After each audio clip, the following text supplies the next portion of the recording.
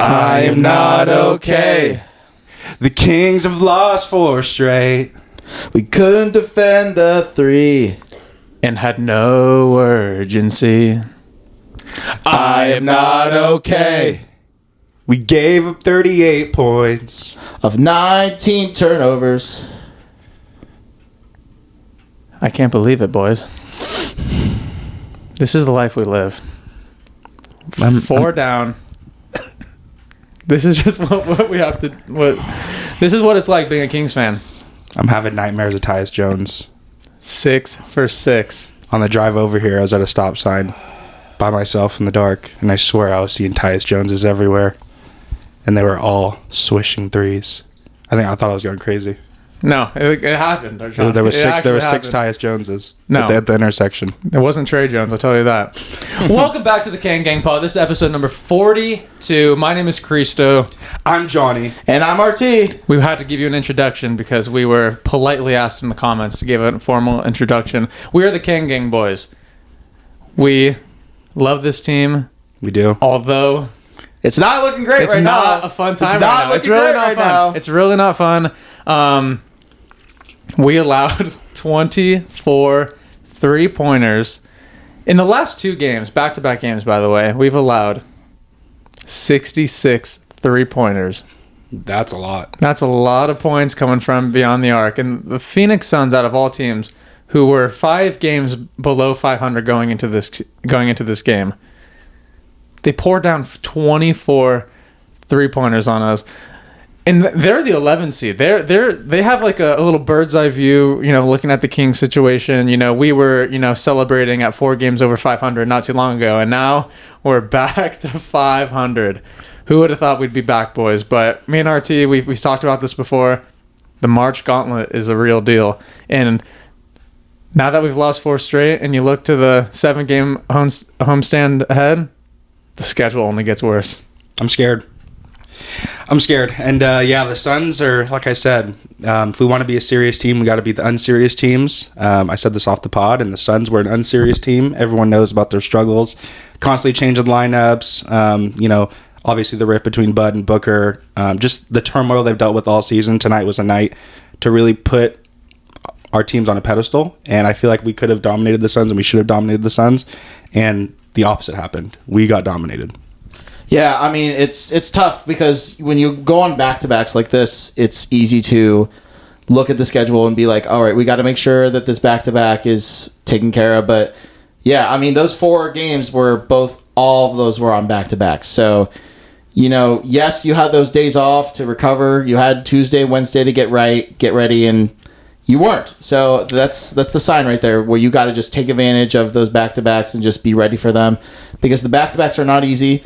We have a couple more coming up to finish up the end of the season, so you got to just finish strong.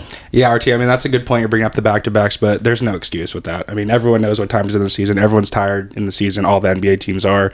We have vets on this team that have been through 82-game seasons. It is frustrating. It's not ideal, but the schedule gods never grant us any luck. And we still have to take care of business, I think. So while it is true that it's been on 2 back-to-backs, we got to win. We can't lose 4 straight no matter what, no matter if it's 3 back-to-backs in a row. When I think of a team that plays well on back-to-backs, the Denver Nuggets, I believe they're like 12-2 on back-to-backs. So I don't think it's an excuse either because if you're an NBA team, you're going to have to play back-to-back. Mm-hmm. I know it may seem like the Kings play a lot of back-to-backs, and it is unfortunate that these back-to-backs are happening in the month of March when every game means so much to this team. But it's put up or shut up time. I know. Like, it's not like early in the season that it's you can call it a schedule loss because it's so early. People are getting their feet under them. This is prime time. This is when we're, make or break. These are games that are going to get us to the playoffs or the, above the play-in. So I could see that being an excuse if this was early in the season, but everyone should be ready to go no matter what. No, for sure. And I think the biggest thing was Phoenix was just shooting wide open threes all night. And that's just because the Kings were allowing them to be wide open. And they weren't even running a crazy offense, but every single shot was non-contested for the Phoenix Suns. So they were just it looked like shooting practice out there for them. So 24 made threes. You could probably pull up the percentage, but I believe it was 55%. It's like 55, 56%. Yeah, so above 50% from 3 is crazy. And it's just like our defense, outside of Keegan Murray and Keon Ellis, no one else out there everyone's getting late contests, and it's just not looking good. But Keegan Murray did a great job on Kevin Durant when he was out there.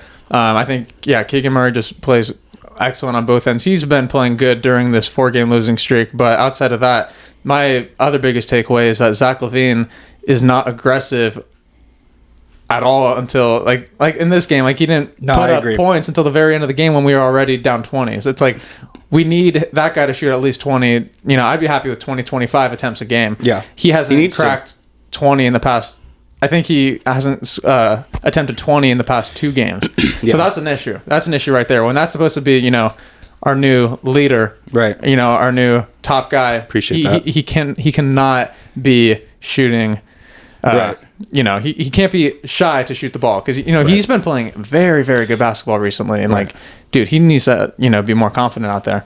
Yeah, I think that was the most frustrating thing was just the body language, not from the team, but Zach LaVine, who's supposed to be our star player, who we're supposed to gravitate and feed off of his energy. But that fourth quarter was the most frustrating thing to watch as a Kings fan because it just looked like their energy was low, looked like they gave up when the game was still within 20 with 9-10 minutes left. That's a very achievable lead still, in the 3-point game today. So I think that was the most frustrating thing is just they just looked like they lost fight. And I didn't like Zach LaVine's body language at all today, the whole game. It just looked like he wasn't aggressive like you were saying, but also it just looked like he was kind of a diva tonight. And I don't know what it was. I don't know if something said, coach said something to him before the game, but our star player has to be better. And DeRozan showed up. Sabonis showed up, recovering from his hamstring injury. LaVine's been cooking. You thought he was going to continue, and it just didn't. Yeah, I mean, it's good to see Sabonis back. He got a triple-double tonight, which was really huge. So shout out to him. First game back. That just shows how much value he has to his team. But like I said, I agree, Johnny.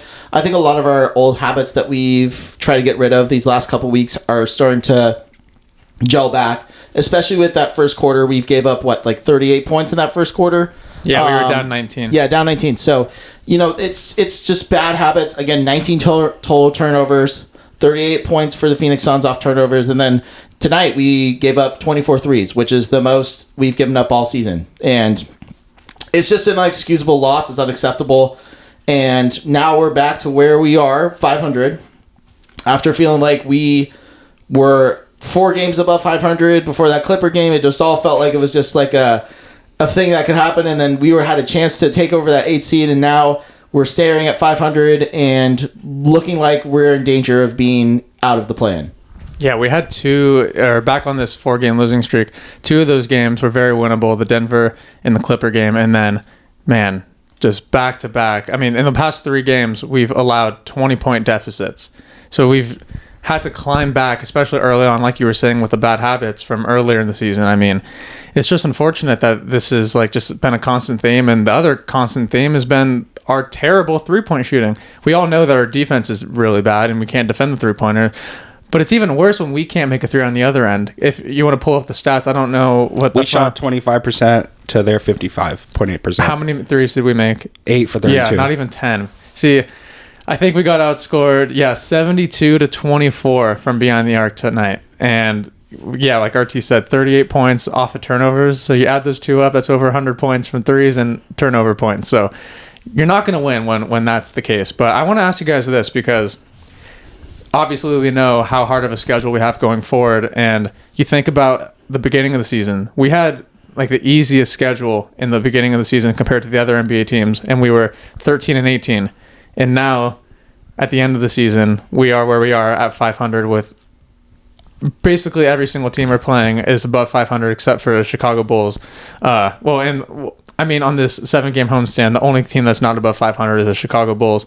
But just the whole rest of the schedule, I think there's only 4 teams under 500. The rest are above 500. So talk about how you think when you lose games that you're supposed to win in the beginning of the season, how it comes to bite you in the end.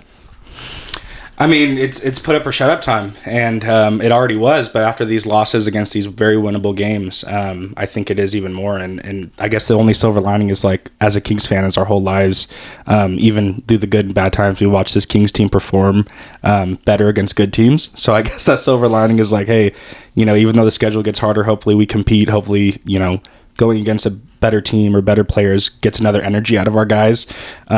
I mean, I don't know why you think you would coast against Bradley Beal, Kevin Durant, and Devin Booker, but that's what we look like we did tonight. But you only hope you learn from a 4-game losing streak because the teams aren't going to get any easier, like you said.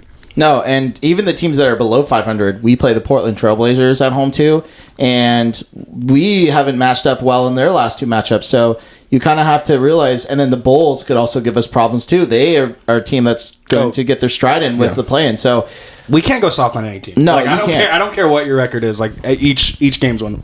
We need to win. I agree. We can't go soft on anybody. I mean, you hope that we get at least like 2 big wins off of this, but I don't know. It's not looking good right now. We are in what we call shambles mode right now, where everything is just falling apart. The only silver lining is that Keon Ellis has been a silver lining this year. Keegan Murray has really taken a step up, and Domantas Sabonis and DeRozan have become better players too. But this team it almost feels like it's a fantasy basketball roster and not like a well-organized roster. There's not like a player that you can really rely on just to be like, okay, go get us a bucket, go get a stop on defense, play team ball. It's just a lot of players that are just playing fantasy basketball. That are just pure scores and just pure offense and zero defense. Yeah, and that's going to be Keegan Murray's next step. Obviously, we know that he needs to grow as far as his ISO scoring and get more creative with ball handling. But games like tonight, when Levine's shot isn't going in or he's not as aggressive, that's Keegan's opportunity to step up and be that third scorer. But yeah, the only silver lining is, even though the opponents get tougher, the next 7 games are at home. So you hope, the Golden One Center fans can feed us some energy and hopefully turn things around. Yeah, 6 out of the 7 are teams that are above 500. So it's not going to be easy at all. And then at the tail end of that 7-game homestand, it's the Celtics, the Thunder, and the Bucks. So, I mean, those are all top teams in the NBA. So we have to be playing perfect basketball at the perfect time, which is in March. And it's not the case right now. I mean, it just looks like our offense is just not flowing at all. It's like whoever has the ball, it's dribble, handoff, ISO. That's DeMar's game. He gets the ball in his spots, and you could always count on him to score. So going off of what you just said, RT, I think DeMar's that guy you could always go to. But I mean, that guy just loves stepping on the 3-point line. So he did that. I mean. Someone needs to come up with the stat how many times he's done that this season. I mean, it's out of control. But, I mean, outside of that, our offense just it does not look good right now. And then everyone online, they just keep asking about, like, it's time to put Keon Ellis into the starting lineup for Monk. But Doug Christie said in the postgame after the Warriors loss, he's like, when these 5 are playing together, they just need time to gel. But when they are playing, they play very well together. And just because a guy was out because of an injury, that's not a reason to mess with the starting lineup. But I don't know. I just think Keon Ellis just provides so much. And we've seen what Malik Monk does off the bench. I want to be opposed for the change, but I honestly just don't think it's going to happen. It would have to be a drastic change, and I don't think Doug Christie's willing to do that at this point in the season. I agree. What do you think? I think it's too late in the season to make a move, especially with the way we've seen Monk play in the past. I think we just ride with Monk the rest of the season.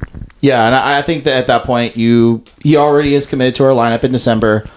You don't change what you need to change. I don't think a lot of teams really do that because that's kind of really hard to do when you're trying to make a push for the playoffs. It would be a confident shot. It would be, 100% it would. But that's the thing is, like, I don't know if it's going to be the right move. So you kind of have to write it out, see how the rest of the team does, and then whether or not you do make the playoffs or not, or whether you make the play-in or not, that has to be a decision that Monty McNair needs to make. That what is he going to do with this roster? What's going to be some moves that can help get this team out of this play-in, out of this middle? Because I feel like that's the projection that we are trending towards for the next couple of years, is this little middle road where we're like the bottom of the play-in, top of being out of the play-in, like 10 to 12 is like our projections for the rest of the year, or like for the next couple of years. So either you're in a spot where you have to rebuild and move on from specific players, or you go all in with the pieces that you've got, try to make a playoff push, try to get that top 6 spot, and see what you can go from there. Yeah, especially with how good the West is, and it's only going to get better as the years are to come. I do agree with you that our ceiling isn't, that high with the current roster, and with how our team is ran organizationally, it doesn't look like we're gonna, take the step backs for a couple of years after we just tasted what it's like to be in the playoffs. So I don't think we're gonna go that route. I don't think the organization wants to. We just need to have direction. I mean, you're hearing the rumors. Sabonis is going to meet with team officials this offseason. So obviously there's a lack of communication and transparency within the players and ownership. If your best player now, your star player, now that we traded Fox, is requesting a meeting like the former star player did with the front office, that's just not a good look for your franchise. I don't think. RT and I touched on that in an episode or two ago, because that is very important, because I bet you he's going in there and just first he's probably going to start off with the coach, because he loves Doug Christie, but if we don't make the playoffs or we are bounced, I don't know if Doug is going to get the job. So, and I think that's what a lot of people are thinking. If Doug doesn't get that playoff berth, he might not get the head coaching job going forward. Yeah. But I don't even know if that's the right move. Like, even Stan Van Gundy in the broadcast against the Warriors game, he was saying the Kings would be dumb to not hire. Stability is important. Because that's the one thing that this organization has been lacking, is stability, and that's always been an issue with me, because what a lack of stability does for a player standpoint is they have nothing to go off of for the years to come. That's why De'Aaron ended up leaving. So I just don't want this cycle to go with Sabonis. Like, okay, my coach is now gone. For De'Aaron's situation, it was Mike Brown was gone, and now if Doug Christie's gone for Sabonis, he might, he still has a couple years left on his contract, so maybe he might look to get traded. So it's just, there's a lot of things going on with this team. And then DeRozan, I mean, you could go down the line. Everyone has a reason to potentially not want to play for us right now. Right. And if we get a new coach, that would be Sabonis' fourth coach in his somewhat short Kings tenure, which is really crazy to think about. Wait. If we get a new coach. So he started out with Alvin Gentry, Mike Brown, Doug Christie, and if we get rid of him. I forgot about the Gent. So in his 4 years here, 4 coaches. That's not right. Not a good look. That's not right. Not a good look at all. And that's what the reputation for Sacramento has always been, is just instability and chaos. And you read it in the Sam Amick report. That's the buzz around the locker room, is that they feel like the organization is headed towards chaos, which is not what you want to hear from your core players that you hope you'd have on your team for a while. But I think going forward since next season, I think Zach LaVine will definitely be here, but I think everyone else, you don't really know. I mean, out of the core. Yeah, I mean, it's all limbo right now. Like, it's definitely limbo. Yeah, it's and limbo. A lot of it's going to tell how we finish this season. I'm not, I'm obviously, the off season is in the back of my head, but I'm not done looking at this season. I think these are going to be tough games, but I think we're going to squeak some wins out. Because like you said, the off season is going to be unpredictable, but the way we finish this season is going to tell a lot, I think.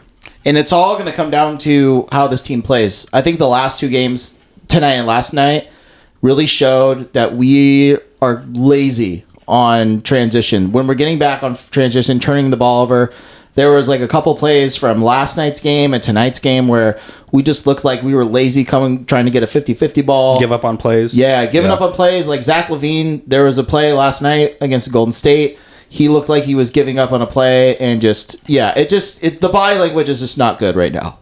Yeah, I think going forward, I mean, the most success I've seen from these past 4 games is the Kings are playing well when they're on a fast break. Like every and single they time don't we have to think. Exactly.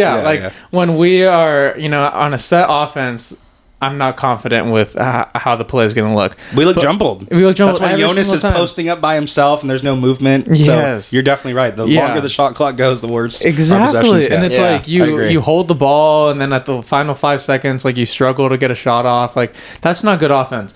Like when we're running, in transition, that's when we're at our best. Like you find Keegan for an open 3, or you drive, you find a cutter to the basket. I mean, our off-ball movement during our offense is so bad. Like you see how Golden State just cooked us all night, because everyone, even their guys that no big name players on their bench should be like getting that many easy looks, like Guy Santos, and it's just it was crazy. But what helps our fast break offense is if we play physical D and get stops. Exactly. If they keep making threes, who cares? We're never going to be able to play fast if we're not physical with them. Guard on the perimeter, tough in the paint. If they keep making shots, we're never going to get to the pace that you're talking about. And even in tonight's game, like I saw Phoenix, they were pressuring 2 guys from full court, and I'm like, why can't we do that?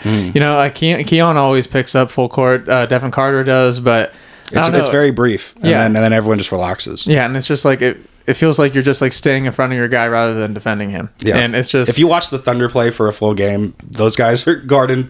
Everyone off the bench is guarding. Whether it's Wiggins, Cason Wallace, Lou Dort, they're all in their grill, no matter who, and no matter how many minutes they get. That's culture. I know. It's just crazy how, like, you know, a couple games ago when we were having these big wins, we're like, you know, we're starting to, you know, find this identity with the team. And then, you know, a bad losing streak, you know, it just looks like they lose everything all that momentum they gained is completely gone. Everything they were building with that new core, gone. So the question is, how are they going to find it again? You know, it's like with these type of games, I mean, I think this is the time to do it with a 7-game homestand. There's nothing like playing at the Golden One Center. So winning these games would be huge. But, I mean, starting on Sundays, it's... I think we start Monday. Oh, it's Monday. Yeah, okay. we start so Monday. we have another two-day break. Yeah, so Monday, St. Patrick's Day, we put the Grizzlies, who are the third seed now.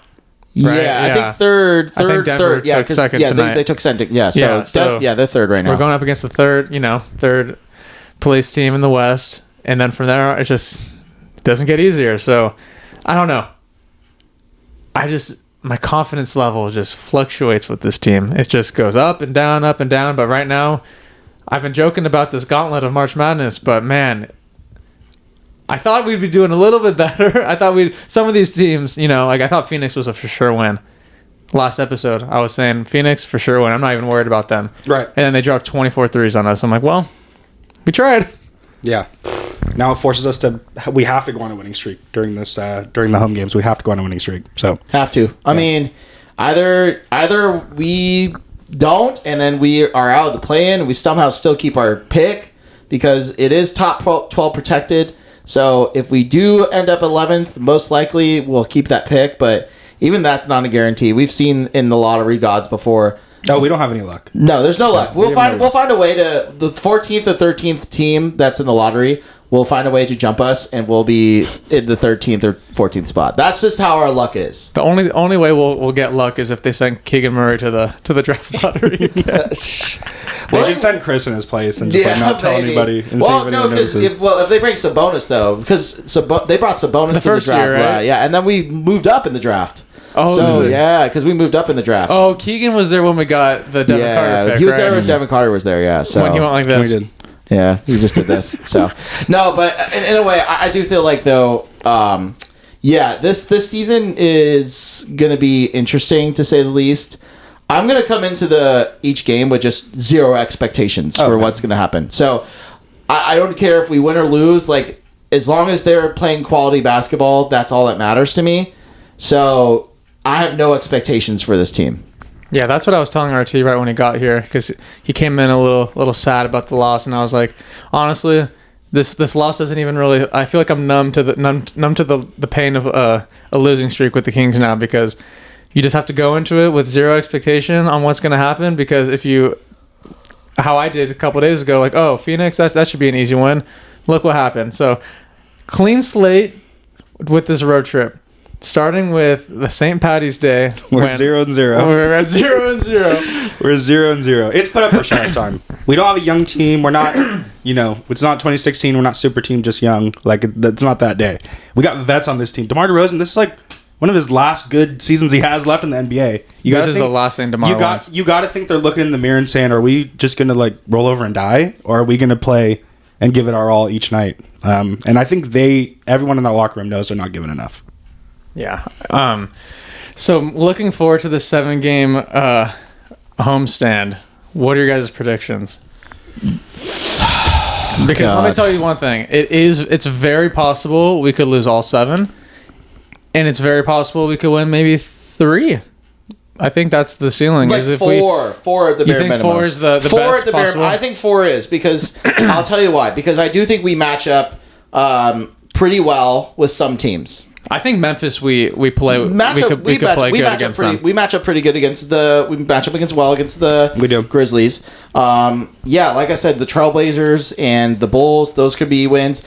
And you never know because if we catch a team that's resting their best players and they're like, oh, we're just gonna rest them, we can get an easy win there too. So yeah, I wouldn't say necessarily easy win, but just a win. So I think 4 is like the maximum. I think this team is, which is crazy for me to say because all came I think into four's the the best case comical. scenario. yeah. We've Best case all scenario. came into the season like thinking like, oh, this team is going to be a 50-win team and all that stuff. No, that's disappeared. I So was just about to say, I was thinking about that just now. Every single prediction we've made, we are nowhere close.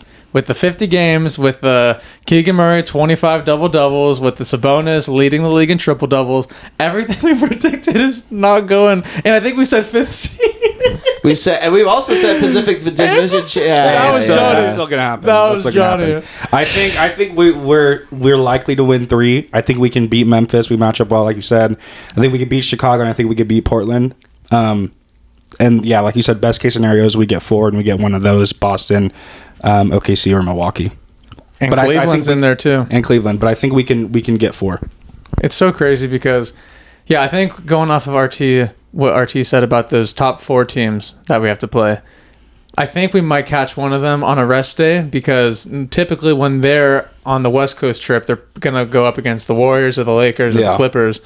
So when you look at the 4 teams that you're going up against in California, you're like, who's the one team that we could probably rest our best player? It's us. Mm-hmm. So that's the game that we need to pounce.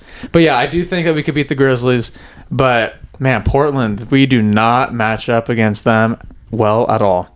I see RT digging his hand into his. No. Oh, I'm just digging deep. Oh, I thought you were giving me a signal. No. Oh, I thought that was like a pulse check type No, signal. Or God, no. no. When you bring up Denny Advia, he gets. Why he are gets we excited. doing? Why are we doing a pulse check? When I don't know. it's like, You were doing some signal at me, and I was like, "What is he no, doing?" I was just looking at my hand. Yeah, Well, we're cooked. so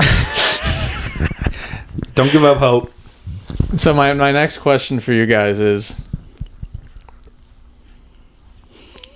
if you look at what ESPN ranked the Kings, I think they said that we were going to be 41-41. Or no, yeah, that adds up to 82. Yeah, I think they said we were going to be 41-41, like directly 50-50. How crazy is it that they're probably going to be right? Like, I don't think... Like, it's very possible that we'll end directly at 41, like just a mediocre team. Like RT said earlier, just ending up in the middle. Like, is that just what we are? Yeah, I think that's accurate. I think that's how I predicted that's how we're going to end the season is 41-41. Just right in the middle. Just right in the middle. Look at NBA history. When you trade your coach and your best player mid-season, things usually don't go well for the team. And I think we're doing better than expected. Yeah, exactly. So it's been a weird season. Yeah, to say fire the a least. coach, trade your best player, Still end up 500. and still in the That's pretty playoff good. race. Normally, That's that team pretty would be good. in tank mode. You know, they Right. would be a Washington Wizards-like team, but Right. instead, you know, we're sitting at the 9th. So if you're looking at the standings, I think Mavericks are obviously going to, you know, continue to tank. And then Phoenix will, you know, automatically just get that 10th spot because we do still have like a 5-game lead on them in the loss column. Or no, it's actually gone down a lot more. I think we're because we're It's less 33 and than- 33, yeah. so I think they have 35 losses, right? Yeah, so right now, Phoenix has 36 losses 36. and Dallas has 35. So right now we have a game. We have a game up on the Dallas Mavericks, and then we have 2.5 games up on the Phoenix Suns. Got it. So it sounds like best case scenario is we get a playing game at home. Best case scenario. That sounds like a best case scenario. The 9-10 game would be our best case scenario. Is there a world, RT, where you think that we could get into that 7-8? You don't think there's any chance? No, especially It's a with the way. three game. Yeah, right? I mean, especially with the way the Clippers have been playing. I mean, they look like they have such an easy schedule too. Yeah, their schedule is very straightforward. So I don't think they're going to lose many more games the rest of the way. And they have so many games at home too. So yeah, it's not looking good, fellas. I have another tough question for you. We have 16 games left in the season. We're sitting at 33 and 33. Record prediction. How many games could we win in the last 16? I think. 8-8. Yeah, I Because- was gonna say I think we go 500. You think 8 and 8? Yeah. I think we're gonna win four. We're gonna like do something where we win 4 straight, lose 4 straight, and then like lose 3 straight, win, and then end the season winning 3 straight. We're just the kings. No pun intended of streaks. We're going winning streaks, losing streaks. Just name them. And I'll add another pun on top of that. We're just the kings of being 500. That's love just what we kings of are. being 500. Kings of being 500. That's who we are. All right, I have another tough question. Because I think about, you know, like Phoenix, for example. You know, a couple years ago, they made the NBA Finals. They had like a core. You know, they had Chris Paul, D Book, DeAndre Ayton, Cam Johnson, and Mikal Bridges, right? Mm-hmm. Then you bring in a superstar like KD, and then they've gotten bounced out of the first round year after year after year. The Kings, they finally, you know, they had this little nice looking core of Keegan Murray, De'Aaron Fox, Domantas Sabonis, Malik Monk. You know, we had some nice little pieces on the side too. Mm-hmm. Finally get to the playoffs, right? And then, you know, we had that bad season. And then we start off slow this season. And then basically, you know, they gave up on the core. Do you think we're trending for, you know, a ceiling like these teams that have had like success in the playoffs, and then they ended up shooting for the stars, getting that star player, and then giving up on their core pieces to do that, and then falling short. The Suns actually achieved something though. No, I know, but I'm saying, you know what I'm saying. Though. Yeah, you know I don't think we're in a position to fully reset yet. And I wouldn't consider, you know, DeRozan and Kevin Durant both joining our team, you know, both joining the prospective teams as apples to apples kind of comparison. Yeah, well, yeah, personally, yeah. I think we're not in a position to do a full rebuild yet. Like I know we joke about Cooper Flag. I truly don't think we're in. As long as Sabonis is on our team, who's still a relatively young all-star in this league, and Zach LaVine, if he stays around or not, I think we still have a core young enough to compete. And still, you know, with Keegan Murray being at a young age, we still have players that are relatively young, who are under team control, where we can still be competitive. I know you're saying competitive, but not finals contenders. Unless we make finals contenders. I'm just saying like higher in the West. Higher in the West, so with that our core, so that we don't have. So we have enough young talent on our team to where we don't need a tank. Well, yeah. Obviously, I don't want to tank either. That's what I'm saying. We shouldn't be in rebuild mode, in my opinion. We shouldn't ever be in rebuild mode. No, I'm not. Yeah, well, retooling mode. I'm just saying, like, because if you look at like how Phoenix, they were so close and they made the massive trade, then they just, you know, dipped. We were the third team in the West, and we had this core. And then, you know, we ended up moving away from De'Aaron, and we got DeRozan. So, you know, we got obviously a new team. And now we're struggling to get into the play-in. And then do you think if we keep this core, we're just going to be, you know, sticking around at the bottom of the West? I mean, after the Beam Team era, I think we kept our core relatively the same, and we still, performed worse than the previous season, even though we kept our core. I mean, we'd made a couple small moves, minor moves, no pun intended, like bringing in Sasha. That didn't really work out. But I think we tried kind of bringing that core back, and we still didn't go anywhere. And so I think Monty in the front office said we need to retool, and that's when the DeRozan move came, and then obviously the Zach LaVine trade. But I kind of think that's what it is. I think it's just been constant retooling.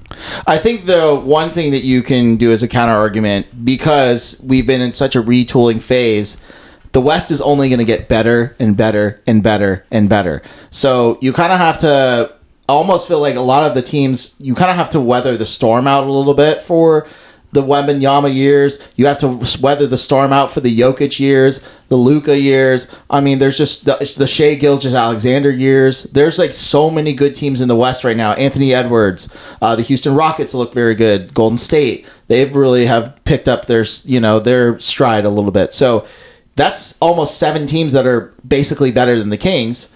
And right now, if you do go into rebuild, you can collect young players. You can have a fun young team, build a core around, and then when you become that team, and when all those teams that are better than you get older, there'll be newer teams to fill in that spot. That could be an opportunity for the Kings to really develop a culture of franchise and develop stability with young players that you can develop over the years.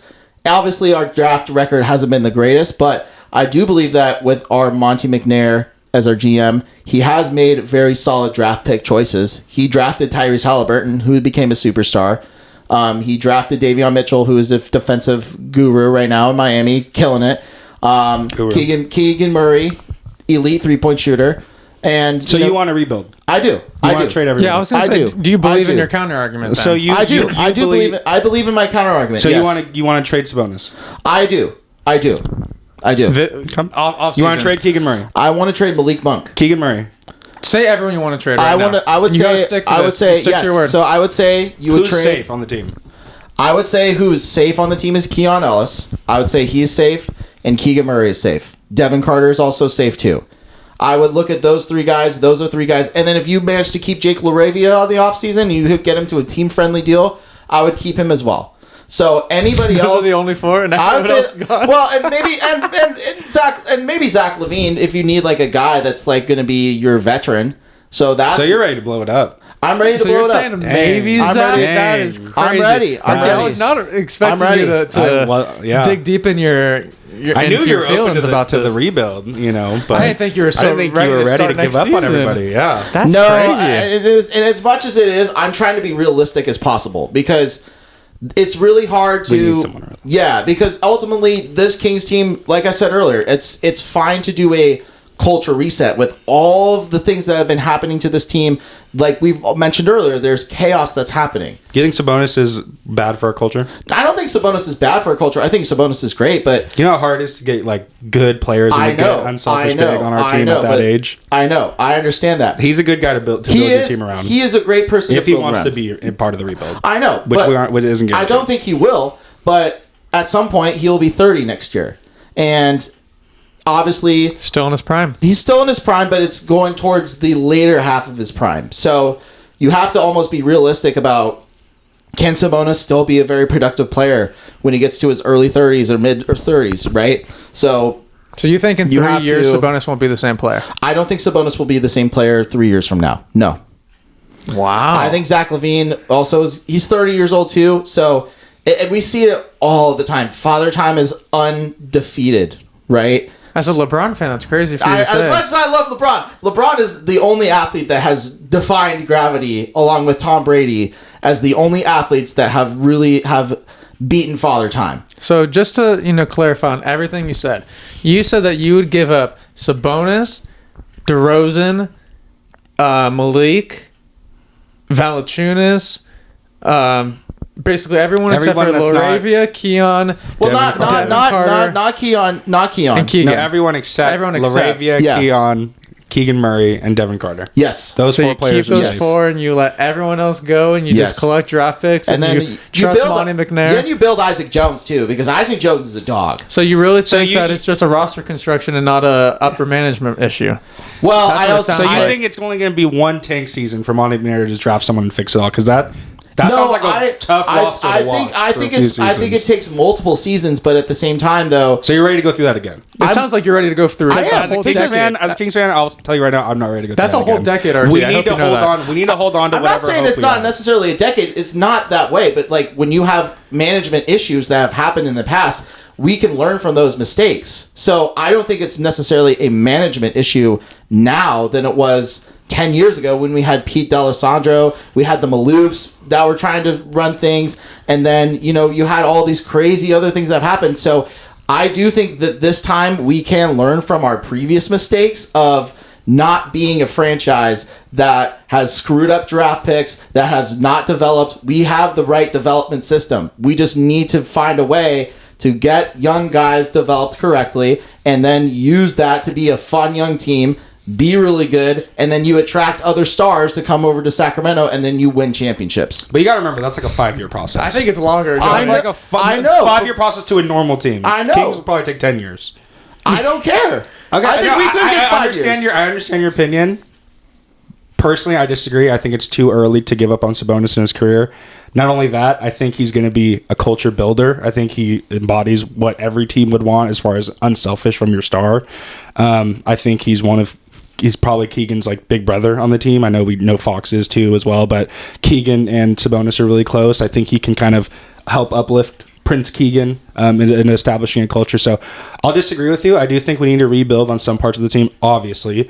But I think we have some culture setters on the roster already. And I do believe, though, at least one more full year, bare minimum 2 years, could be good with this culture. So I think so you don't want to do it next year now? No, You wanna switch? no. I'm not saying that, but like I am going to give it one more full year. But I think at the same time, though, you have to.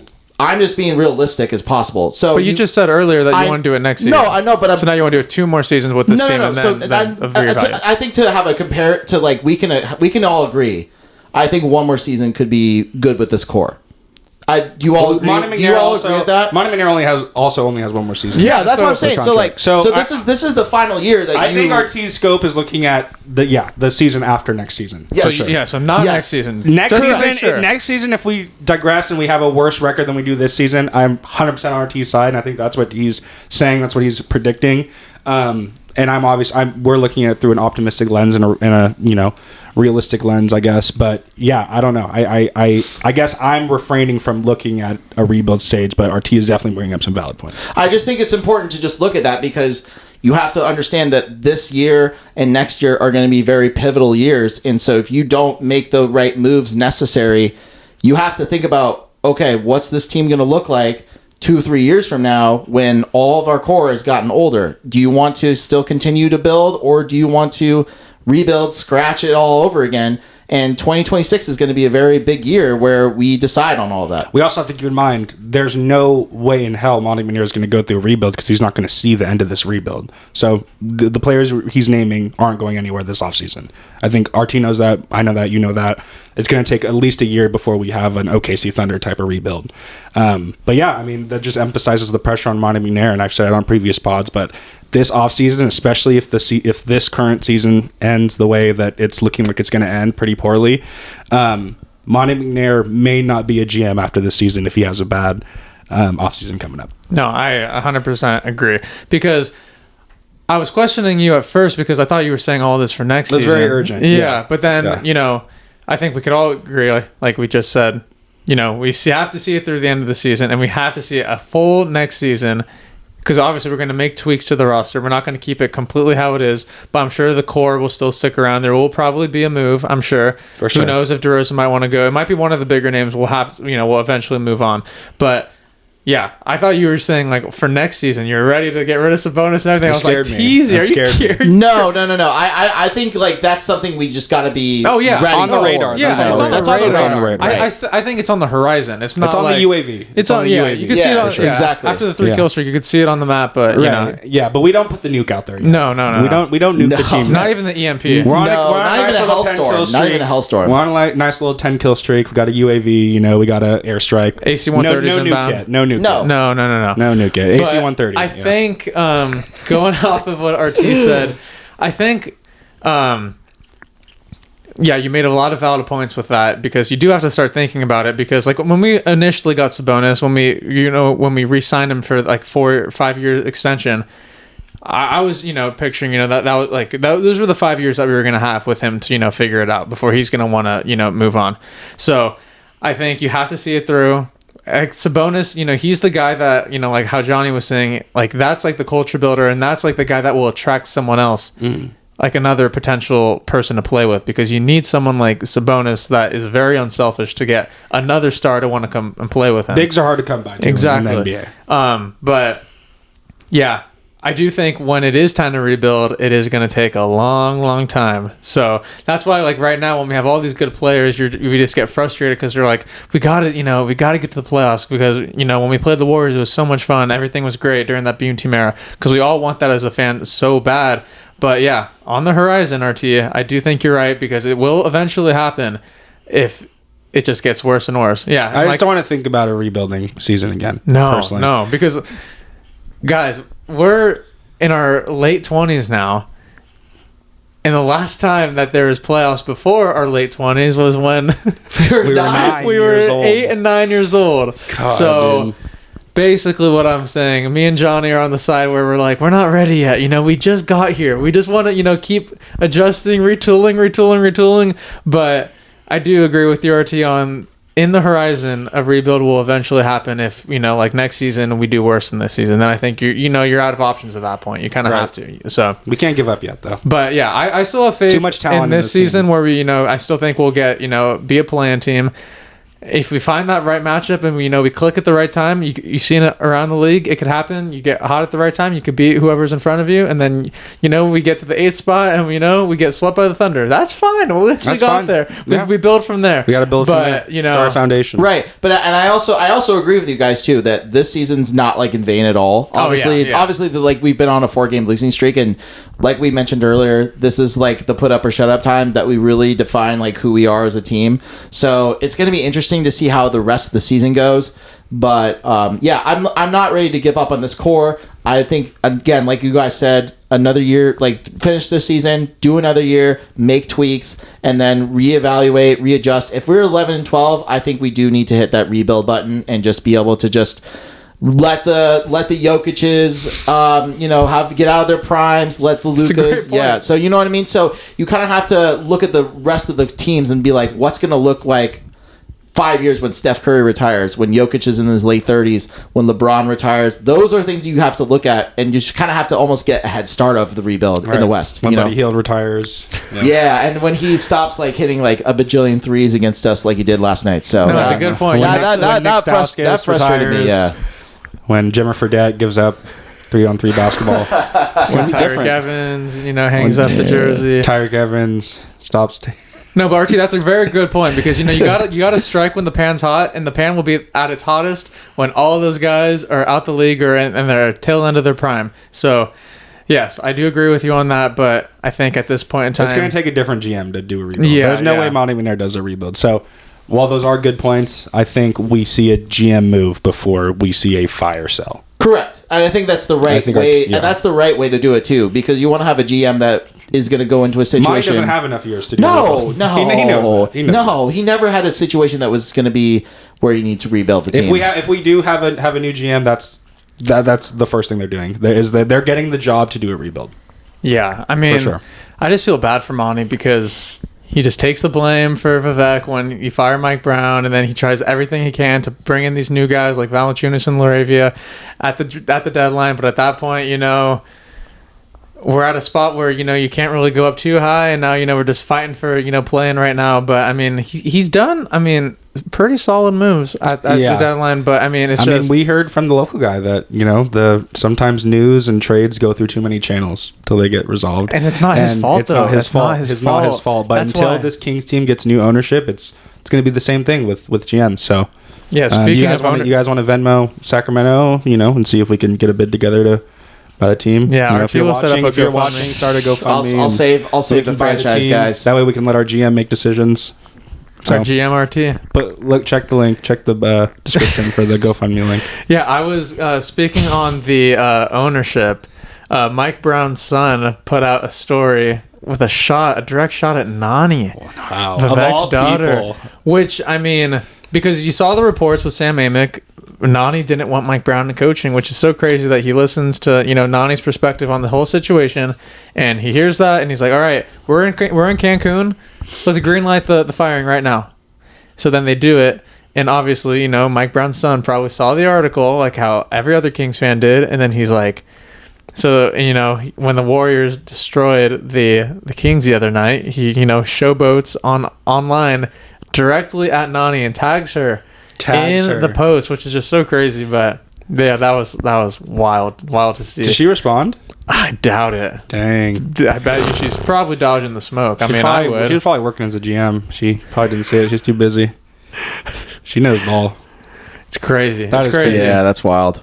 Yeah, but I think we all know it's just a head of the snake issue, and the franchise will never reach its capabilities with who making decisions. Exactly. The meddler. Linger. Kier. I think it's Kier. It's Kier. Kier Vivek. This is this generation's Kier. Monty McNair severed.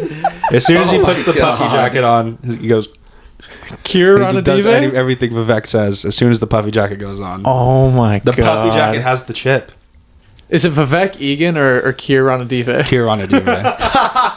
As soon as you enter Golden One Center, your mind switches and you have to run every answer by Vivek. I wonder what the perpetuity wing is like inside the Golden One Center. That'd be crazy. It's just Slamson reading the apologies. Mr. Milchick reads the apologies.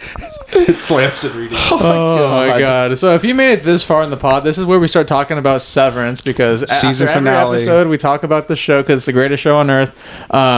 RT, what episode are you on now? I finished season 1. So I finished season 1. Start season 2 I know. tonight. I'm starting it as soon as we are off this podcast. Binge it this weekend because season 2, the finale is next Friday. I want to talk about season 2, but well, I guess that's going to cut it short. You can't ruin it. So if you enjoyed that Severance portion of the podcast, I'm sorry, but we can't talk about it anymore until RT is all caught up. But I mean, He has a week. He has 1 week to do it. He has a week. It's so easy to watch 9 episodes before. Come on. Second season's crazy, too. Dude, you're going to watch all 9? The second season's crazy. In a night.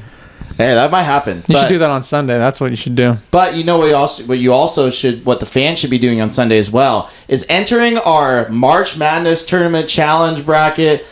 We still have a couple more days left. This is your opportunity to join us in the studio, talk some shop with the Kings, and also get some free gear from the Christo's Closet merch. So or RT's Closet, which probably has better stuff. yeah, RT's Auto Body. maybe. I might sell that. Yeah, you get a free oil change I too. thought that was for sure. We're still having some again. So when you're watching Selection Sunday, and if you're looking for a tournament challenge to enter our tournament challenge at the Kang Podcast. DM us. We'll send you the link, and it's free. It's free. It's so free you might too. As well There's no money involved. You are more than welcome to join. This is a fun opportunity, and it's a fun time to bring our community in and just have some fun. And the prizes are priceless. I mean, hanging out with RT on set of the Severance podcast. I mean, who wouldn't want to do that? Who wouldn't want that? Yeah. So, and I'll be done with season 2 by then too. So that way, there's more incentive for all of you to join. Yeah, because instead of talking about the Kings on that episode when we have our guests, we'll be talking about Severance. Should we throw in a free RT neck massage if whoever I joins? think we should throw in. I mean, RT neck massage. and RT, Just a neck, just like yeah. Just a little light, just a an light RT one. neck massage, an RT oil change. He'll pull up to your driveway, give you Fill up your washer fluid. He also repairs washer and dryers. I mean, RT could do everything. Yep. And he could play you a nice tune. He can fix air fryers too. Yeah, that also only is air true. fryers, not ovens. Yeah, that is true. That is true. And he could whip you up some nice popcorn on the kettle. That's right. Because he does it the right way. That's right. Yep. Well, I think you made it this far, man. You're loyal. I know. There are some that do. RT, do you want to throw a hashtag for people to comment if they made it this far? Hashtag popcorn. Comment hashtag popcorn if you made it this far. Yeah. I think we're an hour in too. So if you're an hour in after a Kings loss, that's crazy. Cristo. But hey, I love you. RT. I love you. I love you too, man. Nike. You right. No, he finally responded. You right, Nike. Can't believe you would do that to me. Nike. Team Talkter. Can't believe you would do that to me. Nike. I sent Johnny the video 2 times, no response, because Nike was very curious. I needed to know my reaction. I needed to think about and my reply. Nike, he was ghosting me. He would not respond. I thought he was upset for some reason. I was like, upset. Wow, Johnny's upset. I was and upset. now here he is responding live on the pod. I should have said it earlier. Nike, you right. Wow. Well, since we're still on here, RT, you should probably address the beef. Yeah. That's kind of crazy. That No, the beef that you got into the other day. Oh, what beef did I get into? Oh. No, I'm totally kidding. There's no beef. Never no beef. I was just gonna try. I was just gonna mention it and see if RT like you look like you were RT. I know. I thought I was like I thought it was with you and PJ. Like you had something. No. Speaking of which, we're gonna do we're doing another phone call session too, just because we're trying to do a new thing here. So we're calling. So every episode we try and call in a fan and just get their thoughts about it. So we're gonna call none other than Party Joe. Yeah, call PJ. My buddy PJ. right now. We're gonna call him and see his thoughts. So here, let me talk to him. Here, you got it. What if Party Joe's at a club or something? Maybe that's probably where he lives. All right, it's ringing. RT. Party Joe's not. Oh wow. What's up, PJ? This is Krista from the Kang Gang Pod. We are live recording right now, so if you have anything you'd like to say, now is the time. All right, first and foremost, shouts to the Kang Gang Pod. Best pod out there.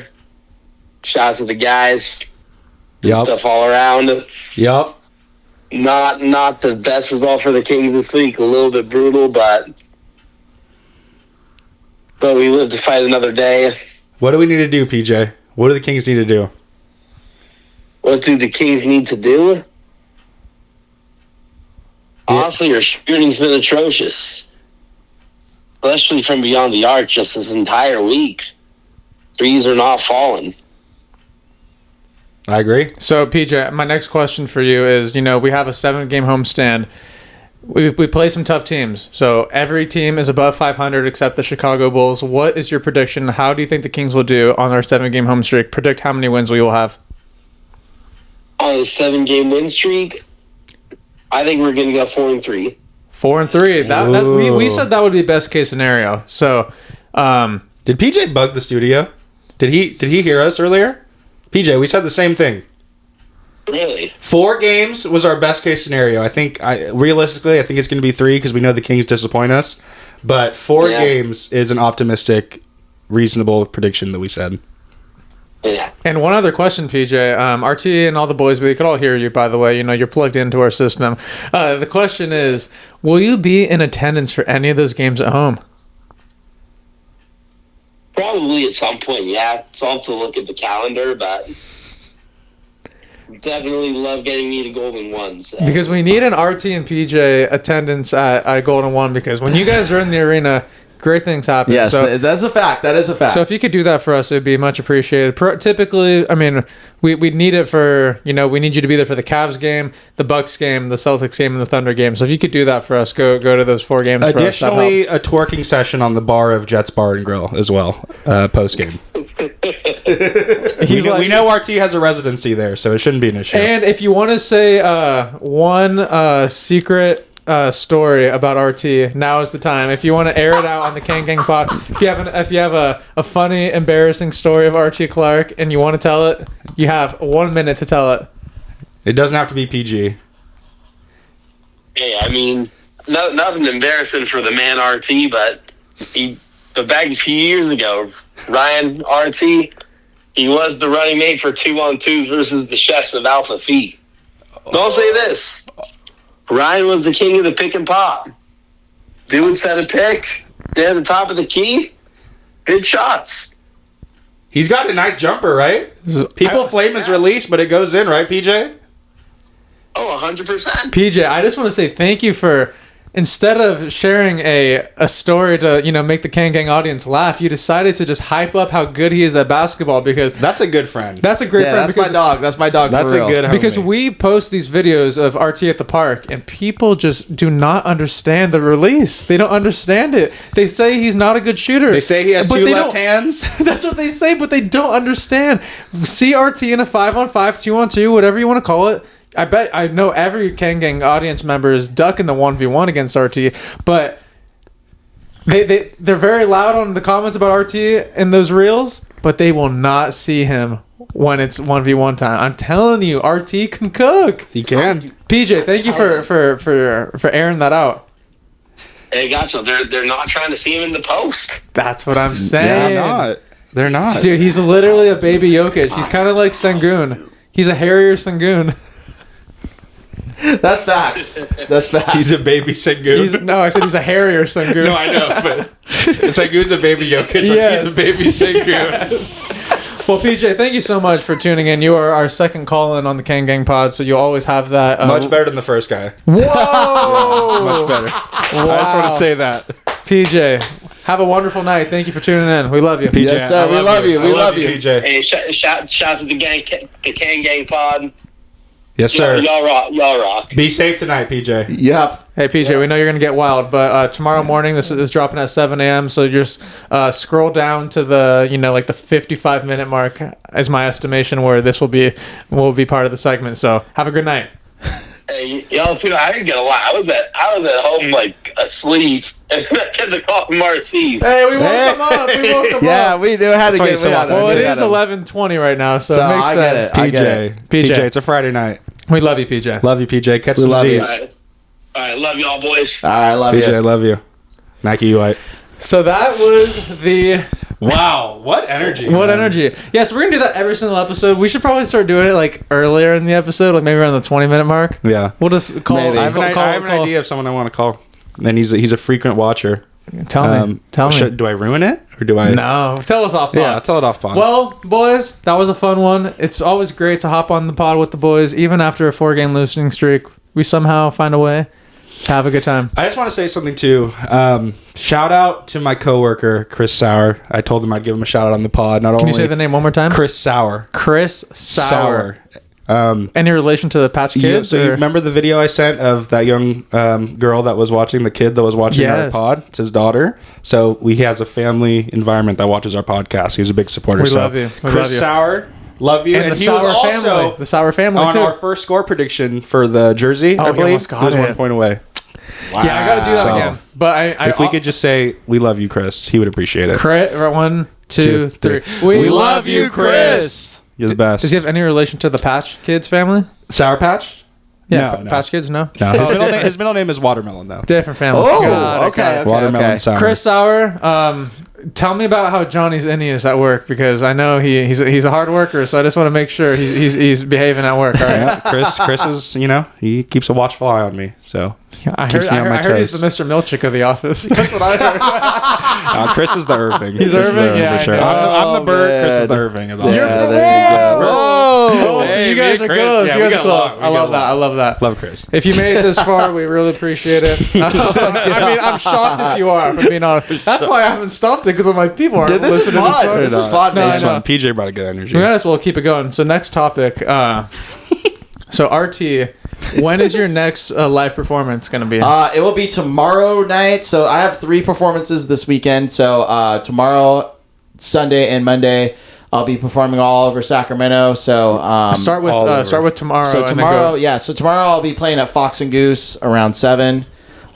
Sunday I'll be playing at Twin Lotus Thai at 5. There's 2 shows, 5 and then 7.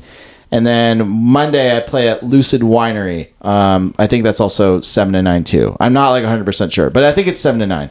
Jeez, Scooter Braun's this guy's manager. Yeah. Yeah, and I had a gig last night too. So yeah, that's it's been a busy performance week this week. So, but just super grateful to play music. Super grateful to perform and all that stuff. And what RT always says, support live music. But also, it's so crazy that RT is going from the podcast studio Friday night, Saturday night, Fox and Goose, Sunday flying to Thailand to perform at the White Lotus. That is crazy. Yeah, that is crazy. That's crazy. Come on now. I have to stop Greg from taking over the world. You know what I mean? So, Greg, I don't like Greg, man. They told me, listen, you gotta stop Greg.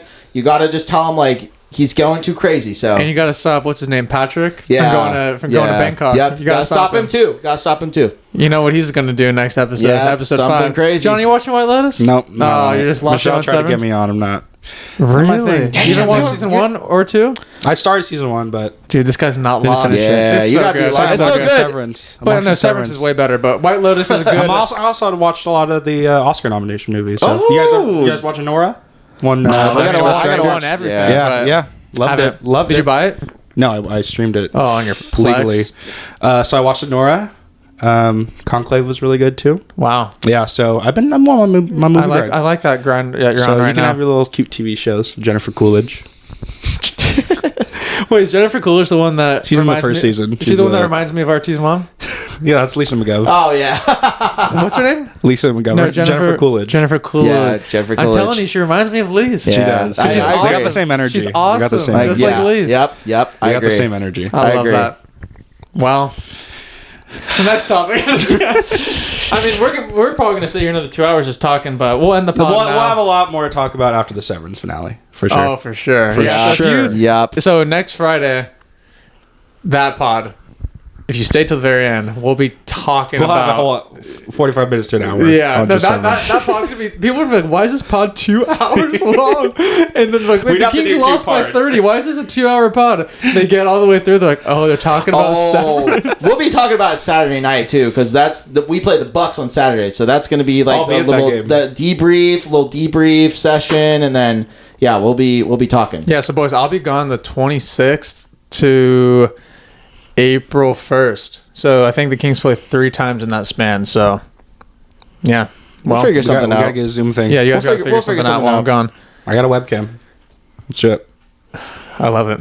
All right, well, I think now is the time to officially close the chapter of the pod. No, I'm totally kidding. I forgot. We need to talk about this. RT, you have some very important news. Bring it up. I don't have any important news. We love you. Have a good night.